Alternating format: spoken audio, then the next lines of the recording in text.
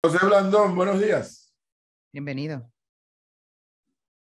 Buenos días, ¿qué tal? Aquí, tranquilo. José Blandón también vivió esa historia. Así Y no es. por eso anda bravo, porque nada más invitan a un solo. Pero Yo sí, creo es que curioso que invitaran a una versión solamente, no sí, todas. eso es lo malo. Así es. La crítica a los medios es que no haya invitado a una contraparte.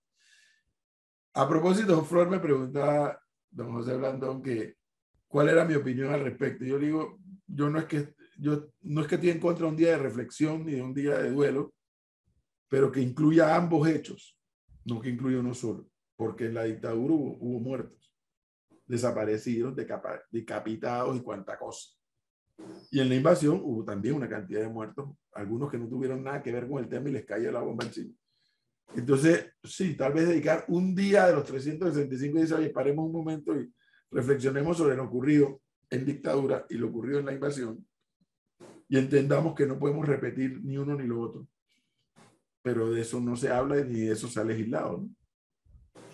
Bueno, mira, en el periodo de Martín Torrijos, Pedro Miguel González y yo nos pusimos de acuerdo en un proyecto de ley que había presentado Leandro Ávila, parecido al que se aprobó ahora, en que se incluyera tanto las víctimas de la dictadura como las víctimas de la invasión en una misma ley y Día de Reflexión Nacional el 20 de diciembre, y que la Comisión de la Verdad no solamente viera los desaparecidos y asesinados durante la dictadura, sino que también hicieron recuento de lo ocurrido durante la invasión. Ese proyecto de ley que se aprobó en la Asamblea, producto de un acuerdo político histórico, fue vetado por el presidente Torrijos y no llegó a ser ley de la República.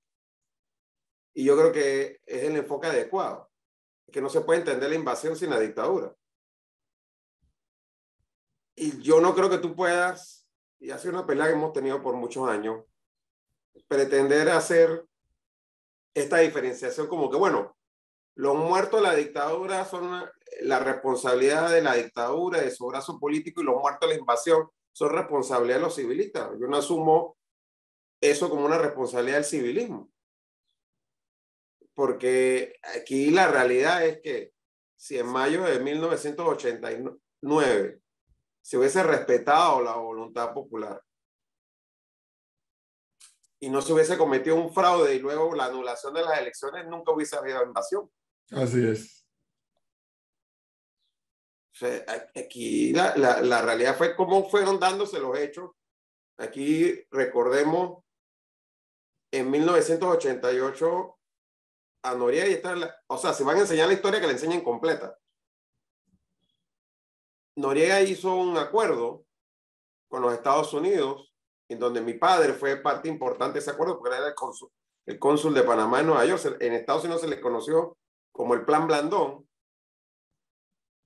en donde Noriega aceptaba retirarse del poder y se iba a un exilio con las garantías de que no iba a ser enjuiciado, ni por Estados Unidos ni por Panamá.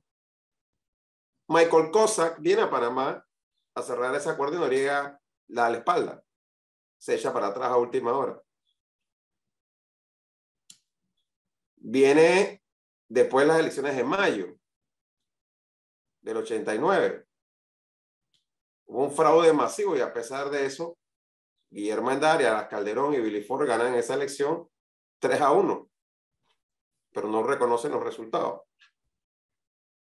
Después, de hecho, declaran a Noriega presidente del país, gobernante del país, y declaran la guerra a los Estados Unidos. Y entonces van a decir que lo que estaban peleando por democracia somos los responsables de la invasión. Incluso aceptamos ir a una elección en el 89 con muchos de nosotros exilados. Yo no estaba en Panamá. A mí me habían arrestado, me habían esposado en un avión y estaba en Puerto Rico, donde mi familia materna no podía regresar a Panamá. Y muchos otros estábamos en una situación parecida. Esa es la realidad. Si vamos a contar la historia, contémosla completa. Es correcto. Bueno, tal vez algún día se puedan hacer las correcciones a todas estas cosas. No, José Blandón, ya estamos a 10 días de finalizar el año 2022. Primero me gustaría escuchar, si es posible, en una especie de cápsula, un balance de lo que ha sido 2022 por parte de José Blandón. ¿Cuál sería? Mira, yo creo que es un año en donde el gobierno dejó perder muchas oportunidades de poder construir consensos básicos sobre temas que son impostergables. Y ya no veo que en lo que queda de gobierno esos temas se vayan a abordar. El principal de ellos, el de la caja del Seguro Social. Aquí tenemos una situación realmente dramática y perdona que me desvíe de tu pregunta, pero para mí el 2023, lamentablemente todo indica que va a ser el año en el que vamos a perder el grado de inversión como país, producto, uno, de no haber tomado decisiones sobre la Caja de Seguro Social, y dos, como pintan las cosas, producto de un mal manejo con respecto a la situación de la mina en Colombia, ¿no? Entonces, el grado de inversión es algo por lo que nosotros como país estuvimos trabajando durante 3 gobiernos consecutivos, el de Mireya, el de Martín y el de Martinelli, para llegar a ese grado de inversión que le da a Panamá la posibilidad de acceder a crédito internacional a intereses relativamente bajos en comparación con otros países de la región. Perder el grado de inversión va a tener un impacto negativo sobre la economía panameña. Pero, a ver, José Blandón incluso como legislador en su momento fue parte de la Comisión de Presupuesto. Y yo me pregunto, ¿este debate no se da o no? ¿O José Blandón no cree que este debate se está dando entre la Comisión de Presupuesto y el MEF o entre el Legislativo y el Ejecutivo? Y dice, oye, fíjense lo que nos está pasando. Cuidado con esto porque es alto riesgo. Mira, es un debate en donde la Asamblea debería jugar un rol protagónico, no solamente como el ente que hace las leyes, sino como el ente que constitucionalmente debe cumplir un rol de fiscalización y de debate. Y lamentablemente la Asamblea no lo está cumpliendo. Casualmente ayer hablaba con el diputado Carles de nuestra bancada. La Asamblea inicia sesiones este próximo 2 de enero y a mi juicio de las primeras cosas que debe hacer la oposición dentro de la Asamblea es que se debata allí, se cita al ministro de Comercio, a la ministra de Trabajo, al ministro de Ambiente, para entrar a discutir la decisión que el gobierno ha tomado con respecto al tema de la mina y a entender exactamente cómo se dio esa negociación, dónde están los puntos de desacuerdo y cómo es que el gobierno piensa manejar esto sin que se afecte los empleos que hoy en día están allá, el impacto que eso va a tener sobre nuestra economía y, reitero, el tema del grado de inversión y cómo se va a defender el país ante una posible demanda judicial o la convocatoria de un tribunal arbitral que venga a discutir el tema. No estamos hablando de 2 reales. ¿Y usted cree que la oposición para la próxima, para el próximo periodo de legislación lo va a lograr, doctor Blandón, en la Asamblea? Citar a los ministros, hablar. Y se lo digo Bueno, porque el PRD está coaccionado a que la mejor decisión fue la que se tomó, ¿no? mira, obviamente que sin los votos del PRD no se va a convocar a nadie, Por ¿no? eso. No se va a citar a nadie, ¿no? Pero sí Por creo eso. que por lo menos tiene que hacerse la solicitud y plantearse el debate en la Asamblea. La Asamblea no puede estar, o sea, mirando hacia el otro lado mientras esto está ocurriendo. Y reitero, aquí se tomó una decisión de Estado en el periodo de Mireya Moscoso como parte de un acuerdo que surgió en un diálogo nacional por la reactivación económica entre todos los partidos políticos de ese entonces, de que nosotros íbamos a ponernos como una meta de país alcanzar el grado de inversión. Y para eso se aprobó en la Asamblea Nacional una ley de responsabilidad fiscal que estableció topes de endeudamiento y otros topes con el propósito de llegar en una serie de años a cumplir con ese cometido. Eso se alcanzó 2010, 2011 más o menos. Empezamos a principios del 2000. 10 años, tomó 3 gobiernos distintos. Eso está en peligro hoy en día. Y está en peligro hoy en día porque no se ha tomado decisión sobre la Caja de Seguro Social, y cualquier analista financiero internacional sabe que el país va a entrar en una grave crisis financiera en el 2024 porque de algún lado va a tener que salir la plata para pagar las jubilaciones. Pero eso no va a además, pasar. exacto, pero además se puede agravar con una situación que mal manejada puede llevar a afectar aún más la imagen del país y las finanzas públicas a corto plazo. Y ojo, que yo personalmente soy alguien que no está a favor de la minería, ni pretendo aquí defender a la empresa minera, que yo sí creo que Panamá debe exigir mejores condiciones en un contrato entre quien explote esa mina y el Estado panameño. Pero a mí lo que me preocupa es la opacidad, o sea, la falta de transparencia con que se ha manejado esto, y a la luz de lo que uno ya ha visto cómo se ha manejado este gobierno en otras cosas, yo no estoy muy claro que realmente aquí se esté defendiendo el interés nacional, sino más bien que se esté buscando algún interés particular, en detrimento de los intereses del país. Hay algo que a mí me llama la atención, doctor Blandón, y tiene que ver con el futuro del país en el tema económico. Aquí hablábamos con el ministro Valderrama, incluso hablábamos con el profesor, y el impacto económico que esta decisión puede tomar en un futuro cercano para Panamá va a ser de una magnitud muy grande, que no le va a tocar al gobierno de Laurentino Cortizo, que le va a tocar seguramente al próximo gobierno, así como la repercusión de el subsidio de la gasolina, así como la repercusión de la platica que sigue saliendo del vale digital, y para ustedes contar, tomando en cuenta de que la nómina estatal cada vez se hace mejor. A usted, porque usted lo ha dicho acá, yo quiero ser presidente, ¿a usted no le da miedo gobernar un país con semejante bollo económico y recibiendo un país endeudado hasta el tuétano?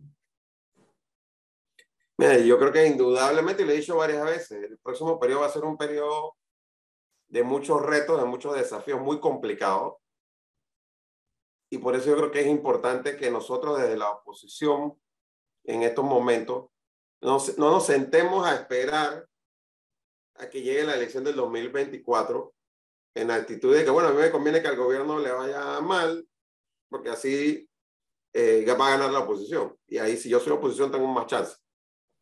Yo creo que nosotros tenemos que hacer un esfuerzo, y es un llamado que hemos hecho varias veces.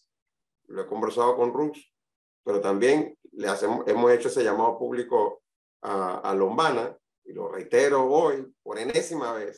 Tenemos que sentarnos, no por ver un tema de una alianza política. Puede o no haber alianza política, pero nos tenemos que sentar a ver cómo coordinamos cosas en aquello que estamos de acuerdo, porque hay una situación crítica para el país.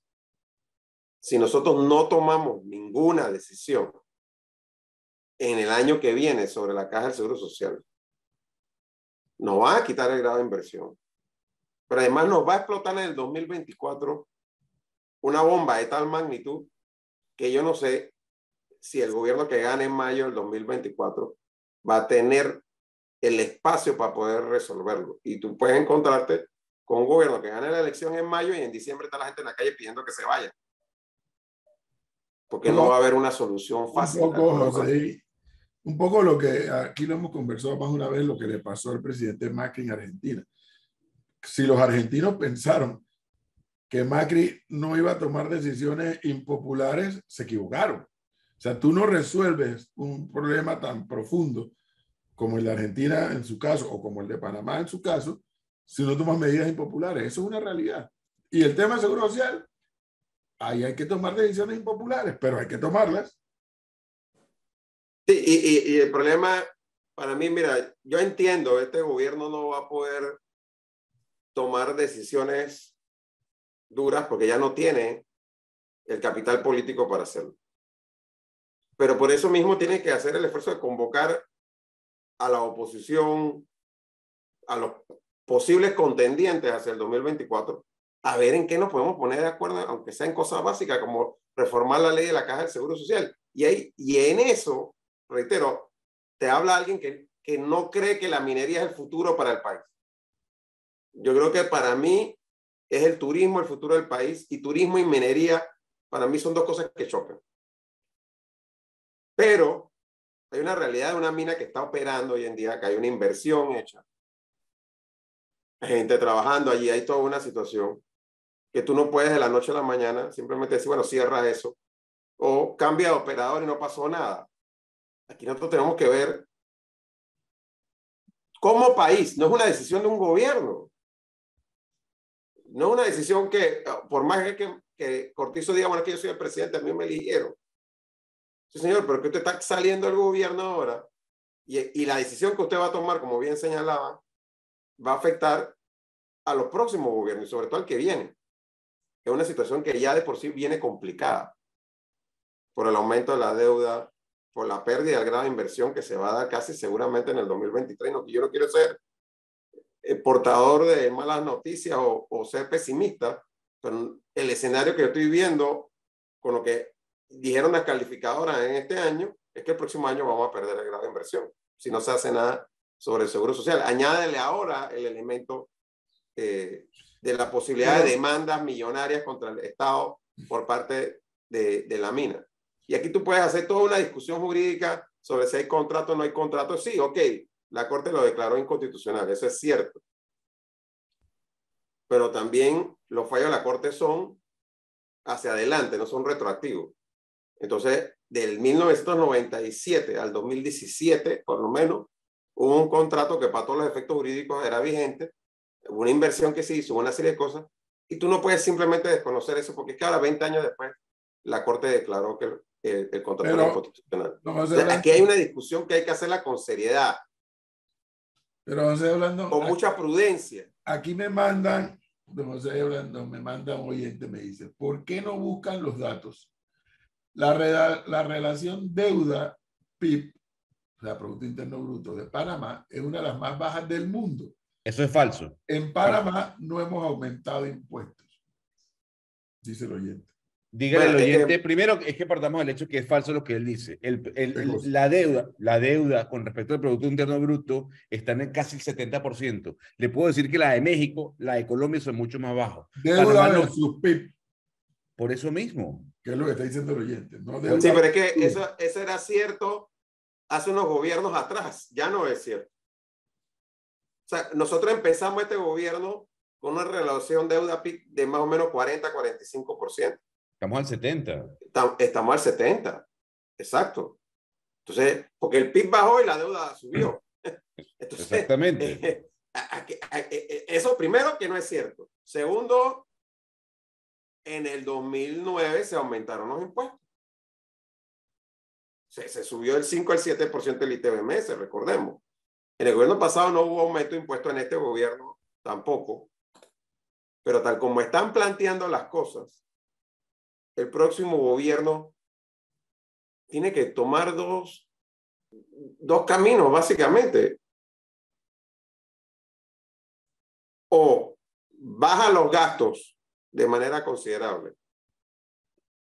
Es muy eficiente en cómo se gasta la plata para poder ahorrar y poder destinar recursos a la Caja del Seguro Social y a inversiones, o busca cómo sube los ingresos, mejorando la recaudación, buscando nuevas fuentes de ingresos o aumentando impuestos. Entonces, frente a esa realidad tan difícil a la que nos vamos a enfrentar, yo creo que aquí hay dos cosas que nosotros nos toca hacer como dirigentes políticos y como alguien que aspira a dirigir el país. Primero, yo no me puedo quedar cruzado de brazos esperando que pase el tiempo y bueno, vamos a ver qué encontramos en el 2024. Que tenemos que hacer algo ahora, aunque no seamos gobierno. Y es mucho mejor si lo podemos hacer coordinadamente entre las distintas fuerzas opositoras a que cada cual por su lado. Y segundo, tenemos que ver cómo armamos una alianza que no solamente pueda ganar las elecciones, sino que tenga la gobernabilidad y el capital político para poder tomar las decisiones que el país necesita que se tomen con el menor costo social. Y actuar con mucha responsabilidad.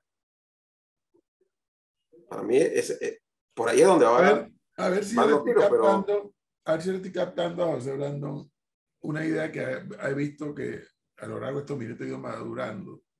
Bueno, he ido yo madurando de lo que he escuchado. Estoy entendiendo que José Blandón estaría dispuesto a sentarse en una convocatoria que hiciera el presidente Cortizo, no solamente él, sino los otros posibles candidatos y los dirigentes políticos, para, si no tomar una decisión de fondo y de forma en el 2023 y lo que quedará del 2024, dejar las bases sentadas para que el que llegue a gobernar el 2024 ya tenga una plataforma para iniciar una serie de decisiones. ¿Es lo que estoy entendiendo? Sí, por supuesto que sí. Digo, mira, antes de comenzar la crisis de la pandemia, en enero del 2020, el presidente Cortizo nos convocó a los presidentes de partidos de oposición a la presidencia y estuvimos conversando, y ahí se había acordado que se iba a convocar una mesa para hablar del tema de la Caja del Seguro Social. Pero llegó la pandemia, pues. Y después tuvimos algunas reuniones por Zoom, pero de eso no salió nada. Yo sí creo que no estamos tarde y nunca hay un momento malo para sentarse a conversar. Conversar, entre otras cosas, sobre la Caja del Seguro Social, que podemos avanzar en ese tema de aquí a junio del 2024, sobre todo para evitar en el 2023 que nos quiten el grado de inversión y todo el esfuerzo que hicimos por años para llegar a ese punto. Y también, hombre, para que mínimamente nos explique nosotros en detalle qué es lo que está pasando con el tema de la mina. Porque, reitero, yo puedo ser de lo que critica la minería y critica el contrato,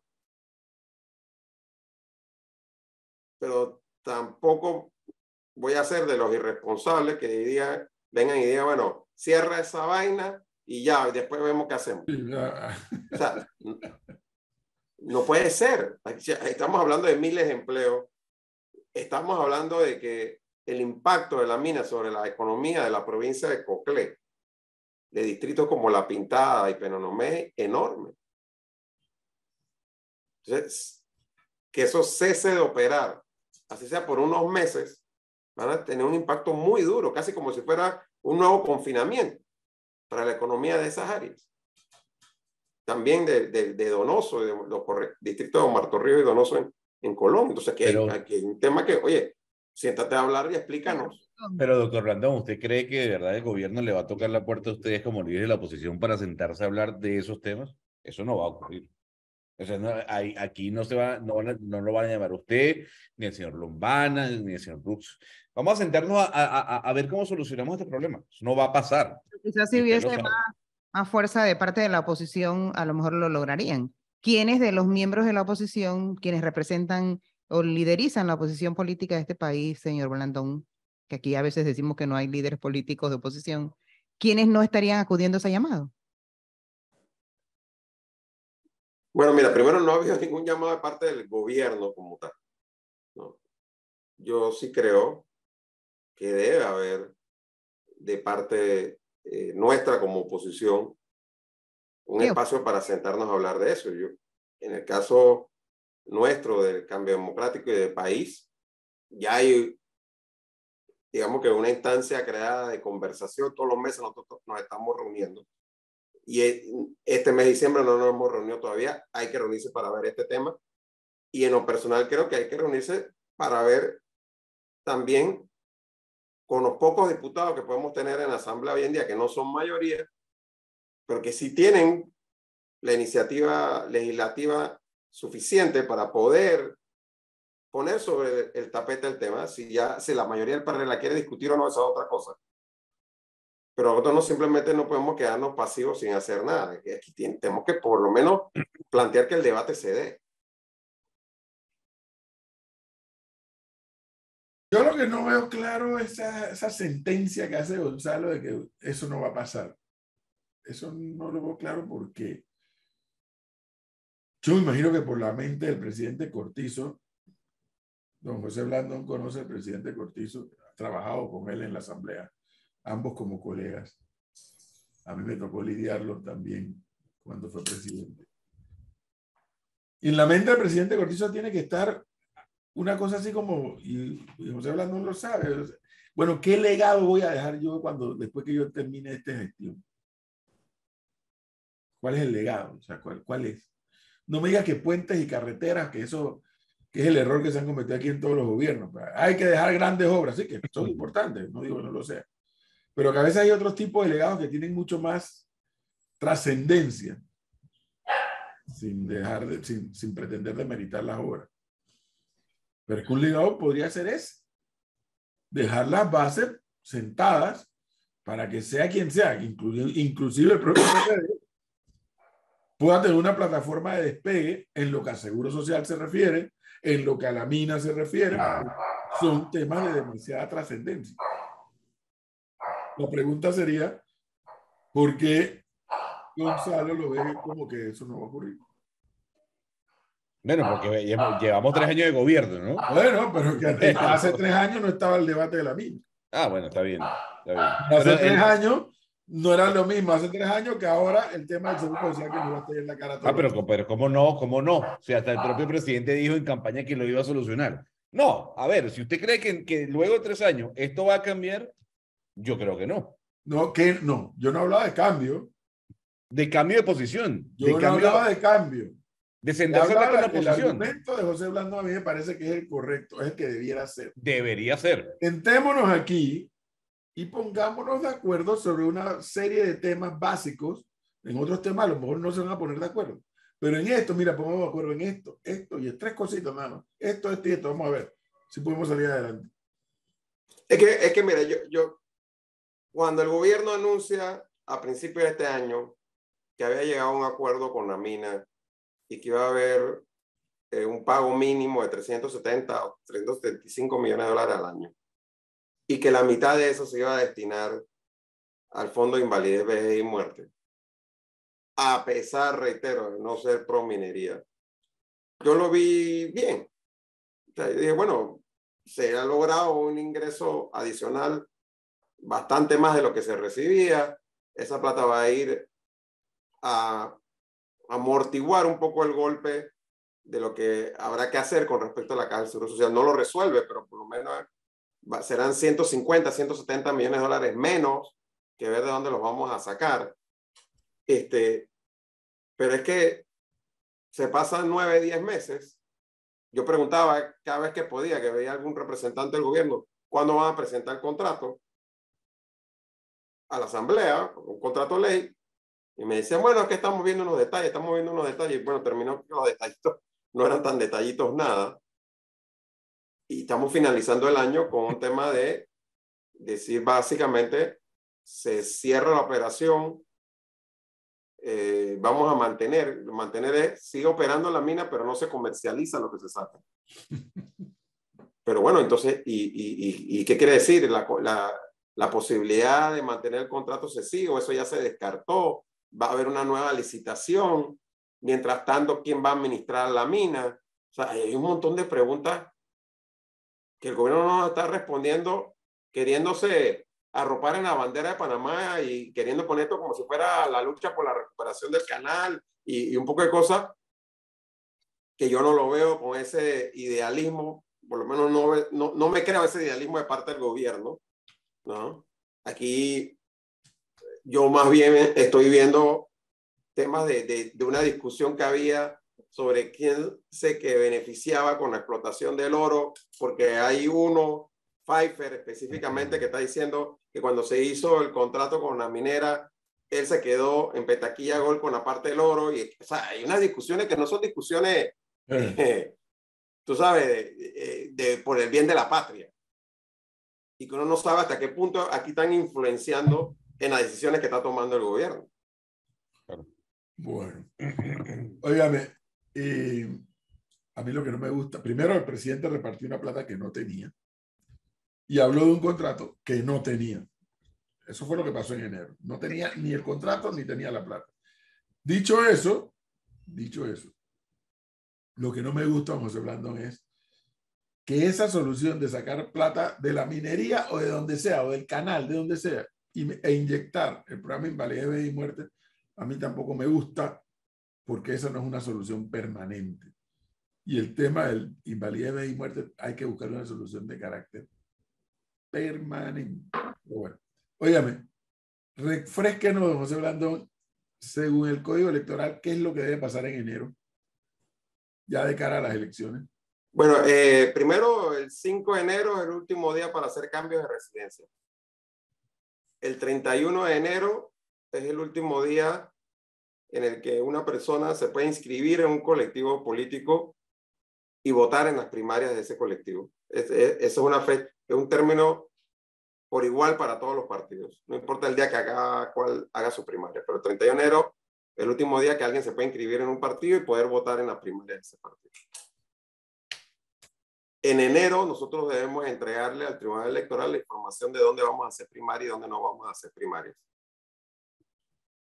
Eso es parte, pues, de lo más importante, diría yo, que pasaría en el mes de enero. Pero lo que sí es que hay que entender que el año 2023 ya es un año preelectoral, en donde los principales partidos del país vamos a hacer primarias para elegir a nuestros candidatos presidenciales. La nuestra es el 16 de julio, por ejemplo. Eso ya lo decidimos a nivel del Directorio Nacional del Panameñismo, y donde ya a partir de septiembre u octubre, si se quiere, del próximo año, ya tenemos definido quiénes van a ser los candidatos presidenciales en la elección de mayo del 2024. Lo que va a ser por primera vez tan temprano. Sí. Usualmente era en diciembre, enero, cuando salían los candidatos. Sí. En esta ocasión, el 1 de octubre ya se saben las alianzas y los candidatos presidenciales. Sí, así es. Bueno. En enero vamos a conocer quiénes son los funcionarios de gobierno que van a aspirar a puestos. También es correcto. Deben renunciar a aquellos con mando de jurisdicción que van a aspirar a cargos de elección popular. Desde la oposición no tenía esa fecha así como importante. Esa fecha no te debe radar. José Blandón, que pasen feliz Navidad y próspero año nuevo. Saludos en casa. Igualmente a todos.